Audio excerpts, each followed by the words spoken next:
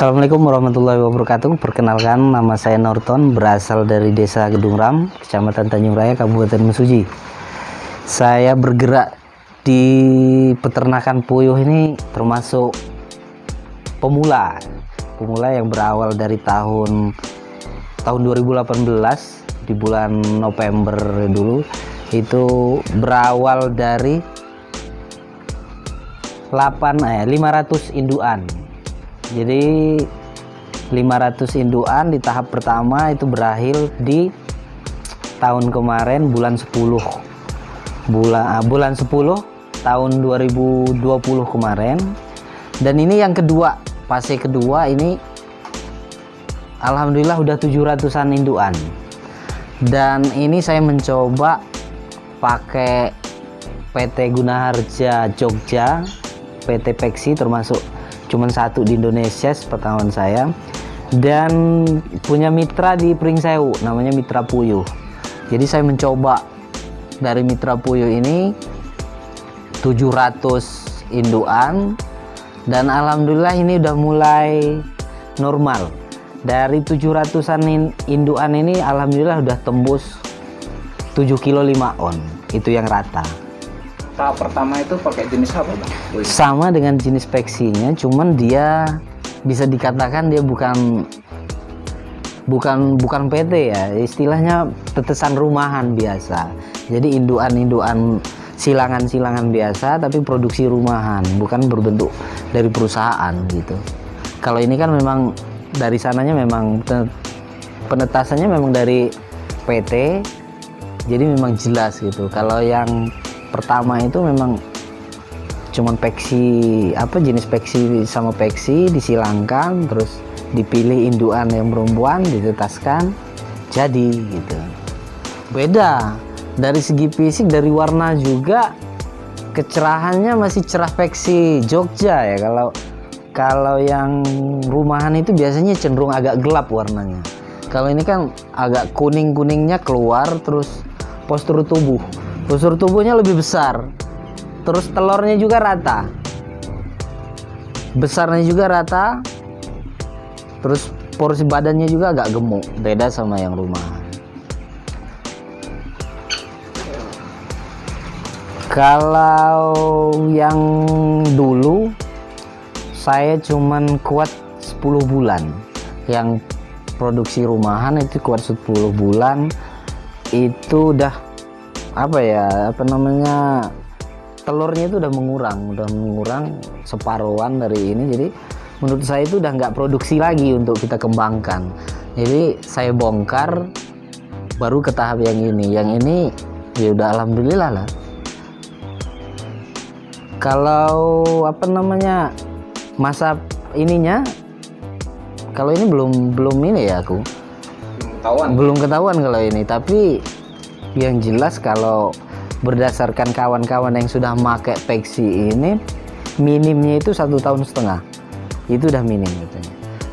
Bisa nyampe 1 tahun 5 bulan, 1 tahun 6 bulan, bahkan katanya kalau perawatan bagus itu nyampe 2 tahun bisa katanya. Tergantung perawatan. Ini saya ambil umur 30 hari pas 1 bulan yang siap telur. Kalau itu kan dari sana ya, dari Jogja itu kan dia umur 1 hari penetasan langsung masuk ke Mitra Puyuh Pringsewu ya. Nah dari Mitra Puyuh Pringsewu itu baru dia membagikan ke mitra-mitranya gitu. Nah dia membagikan itu umur 30 hari itu udah siap telur. Itu berarti ketika datang dari Pringsewu ke rumah itu udah siap telur ya? Iya, dia siap telur. Mungkin sekitaran di 10-an hari dari fase dia nyampe, stres hilang, terus ganti bulu, bisa langsung telur. Bahkan juga ini kemarin nggak nyampe 10 hari. Cuman saya ikut ininya PT, katanya dari umur 30 hari itu jangan langsung pakai pakan petelur katanya. Asuh dulu dengan penggemuk atau pedaging biar badannya agak bongsor. Sudah saya ikutin anjuran itu ya, alhamdulillah memang benar gitu. Jadi Habis pakan satu sak itu sekitaran di 5 harian, baru saya hajar pakai ini petelur. Kalau kendala di puyuh, alhamdulillah nggak ada. Tapi kalau kendala di kotoran, biasanya agak becek kalau musim-musim panas malah. Kalau di musim panas terang itu mungkin ya pengaruhnya mungkin karena dia minum terus apa gimana ya. Jadi agak becek aja kotorannya. Gitu aja. Sama mungkin karena di lingkungan kita ini telur puyuh itu mungkin termasuk masih awam ya. Jadi penjualannya itu agak kesendat juga gitu loh. Bukan perkiraan saya bukan karena apa ya? Bukan karena orang nggak doyan kurasa ya.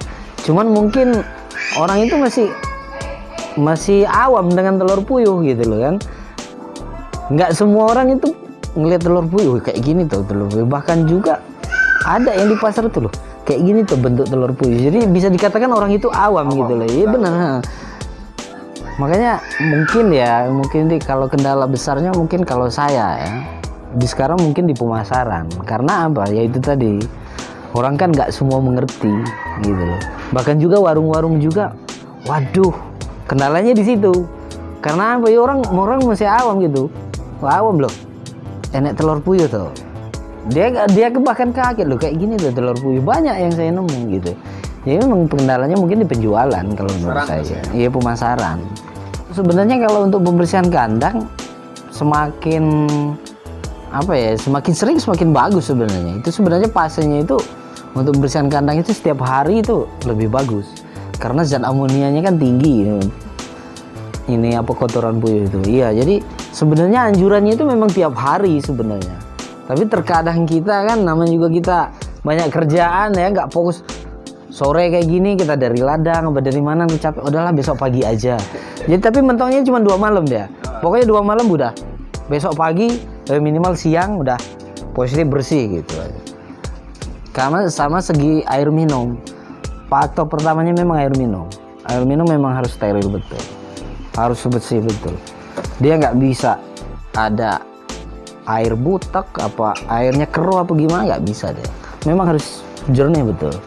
Terus juga memang aku pakai nipel wadah air minum yang otomatis ini, dia 2 kali sehari itu memang harus dipel betul. Sama lah dengan ayam segala macam mungkin sama lah. Cuman kalau ayam mungkin sekali jalan aja udah. Kalau ini memang harus dipel betul wadah air minumnya itu. Karena dia dari pakannya ini kan kimianya kuat gitu ya. Dari kita bersihin jam 6 pagi, ini jam-jam 6 sore itu kita giniin wadahnya itu udah licin betul ya. Makanya kalau itu lewat dari 24 jam ya bakterinya luar biasa gitu. Sedangkan ususnya puyuh ini kan rentan sekali gitu ya. Itu bedanya. Fase pertama ngedrop ya. Makanya saya langsung ganti itu kan fase pertama ngedrop. Satunya yaitu mungkin saya yang ceroboh di air minum, kurasa. Karena air minum itu yang batal. Waktu itu kan hujan deras, jadi ya walau alam ya. Yang jelas dari air minum yang saya ininya. Itu sumur itu kan kalau hujan berlebihan sumur kita kan naik ya. Airnya itu agak butek. Saya nggak ngeh di situ, langsung masukin ke tower, langsung masuk. Berapa dari itu langsung collab.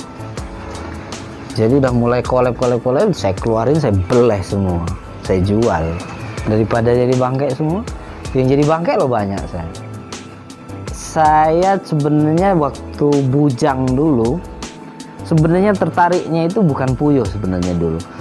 Dulu tertariknya ayam yang sebenarnya DOC kalau ayam itu ya. Kalau ini kan DOK itu. Joper. Saya sebenarnya dulu tertarik betul sama Joper. Di kalau Mas Rubio, ini saya sebenarnya Mas Rubio dulu awal mulanya. Memang Mas Rubio awal ini. Wah, kata saya Mas Rubio semenjak ini langsung jos. Istilahnya dia dari PHK langsung ada ininya gitu loh ya, gregetan untuk maju gitu. Saya pikir dia aja bisa, kenapa saya enggak gitu kan. Nah, sering ngobrol sama dia, Mas, saya ini usaha apa ya kira-kira yang bagus. Dia ngomong lah, Jopper itu bagus juga loh, kata dia kan kayak gitu. Mulai saya browsing kan, Jopper gini 2,5 bulan bisa tembus gini dengan gini-gini. Terus saya pelajarin. Sudah itu main tempat Pak Nyoto, ngeliat Jopper dia kan, dia udah main waktu itu. Wih, tertarik gitu. Nah, terus kendalanya dulu tempat, memang dulu saya nggak punya, itu belum beli itu dulu. Udah kendala.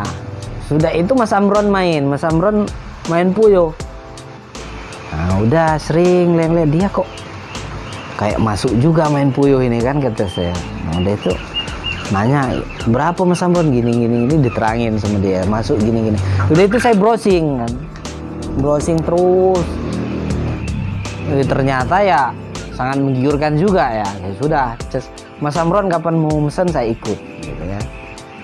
Oh iya, bulan 11 katanya datang. Ya sudah, saya ikut.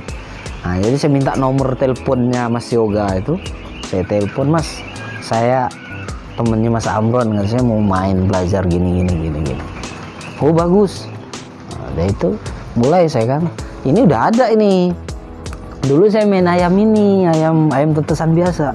Lumayan saya dulu, nyampe 500-an ekor saya dulu. Di ini lahan ini lah, saya sekat. Nah, udah mulai saya beli kayu, setiap dari nimbangnya sama dengan kerenya kita. Tiap dari nimbang itu sisihin, beli usuk 10 biji, setiap dari nimbang beli reng. Terus saya kayak gitu. Bikin kandang. Jadi bikin sendiri ini, nggak ada yang ngupain orang. Bikin sendiri, siap kandang. Dulu kandang yang panjang ini yang jadi kan. Siap, barang datang masuk. Subuh itu datang mas nangis saya. Sendirian loh, istri saya udah tidur, mertua saya udah tidur. Kata saya, ini yang namanya usaha itu, kata saya. Apa yang bisa saya ngejalanin, kata saya gitu. Saya itu sambil nangis itu Mas, demi Allah. Apa yang bisa saya ngelakonin, kata saya. Ya alhamdulillah, ya udah lakonin terus. Saya bagi waktu kan sambil nggak ada gurunya itu selain YouTube Mas. Jadi terus belajar. Ya udah saya ikutin aja, cuman obatnya dulu nggak ada obat sama sekali. Cuman pakai pita stres itulah 3 hari sekali. Saya itu juga saya belajarkan berdasarkan ilmu YouTube itu. Udah saya ikutin itu. Ya alhamdulillah kuat 10 bulan. Yang sekali ini baru saya puas, ngerasa puas. Jauh betul lah. Bisa dikatakan ini ada catatannya itu. Pernah hampir berapa hari yang lewat itu yang nelur 630 butir. Yang matinya itu 6. Berarti kan cuma 60-an pasien yang nggak bertelur kan. Itu sekarang saya udah ngajungin jempol. Bos, kata saya, alhamdulillah, kata saya. Tembus berapa? 7 kilo 6 on. Alhamdulillah, kata dia. 7 kilo itu memang kalau dari PT-nya itu dari 700 itu memang 7 kilo Mas. Tapi kalau lebih dari itu, ya itu udah udah bonus untuk sampean katanya. Iya. Kalau pakan dia rata-rata kalau puyuh itu kan ya bisa dicak ya. Dalam 1 ekor itu dia sehari itu 20 gram. Jadi kalau dia 700 sebenarnya bisa dikaliin aja 7 kali 2 berarti kan 14 kilo sehari. Iya. Itu sebenarnya pasenya kayak gitu. Ya sebenarnya ya itu memang ilmunya seperti itu, tapi kalau kenyataannya sebenarnya terkadang 14 kilo itu sisa gitu kan. Terkadang juga kapan cuaca bagus, moodnya makan kenceng, kurang sebenarnya. Bisa nyampe 15-an kilo, 16-an kilo sebenarnya. Kalau di pool rata-rata ya sekitar 14, iya 14. Itu juga nggak meleset saya. Karena ini tadi ngambil 1 karung. Ini bukanya nanti malam. Nanti bawa malam full ya kan. Isi full itu nyampe besok sore, bisa jam segini lagi itu udah full ini baru ngisi lagi. Itu belinya itu besok. Ini hari Rabu, Kamis, Jumat. Jumat itu udah beli, tapi untuk hari Sabtu. Jadi 3 hari memang trackingnya. Yang jelas itu kayak mana ya ngomong gitu ya. Kalau menurut saya itu gimana caranya kita itu menciptakan lapangan kerja itu memang khusus untuk kita. Sesudah itu kalau memang kita bisa berupaya untuk menggandeng orang, kenapa enggak gitu. Itu ini saya udah positifnya. Terus juga kalau kita bisa berdiri sendiri itu kayaknya ngerasa bangga lah, apalagi tanpa, ya namanya juga kita anak perantauan ya, itu menurut saya suatu kebanggaan lah, bisa dikatakan, weh apa ya, punya usaha kayak gini menurut saya udah senang betul lah mas. Yang jelas saya udah nggak ngerepotin orang tua, nggak ngerepotin mertua kan, nggak ngerepotin lingkungan, bahkan juga saya bisa apa gitu, sedikit-sedikit bisa membantu orang gitu loh, itu yang jelas ya. Oke, kalau untuk butuh telur puyuh bisa menghubungi kita ya, ada juga di Facebook, juga ada di Lorek Mesuji ada, terus kalau lewat nomor HP juga bisa, pokoknya Anda pesan kami antar, untuk terutama untuk wilayah Mesuji, Tanjung Raya sekitarannya.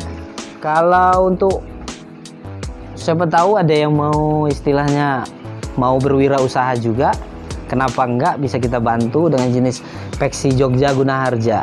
Bisa aja lihat di channel YouTube-nya itu di Peksi Gunaharja, bisa dibuka, lihat profil-profilnya, nggak apa-apa. Sekian dari saya, terima kasih, semoga bermanfaat. Assalamualaikum warahmatullahi wabarakatuh.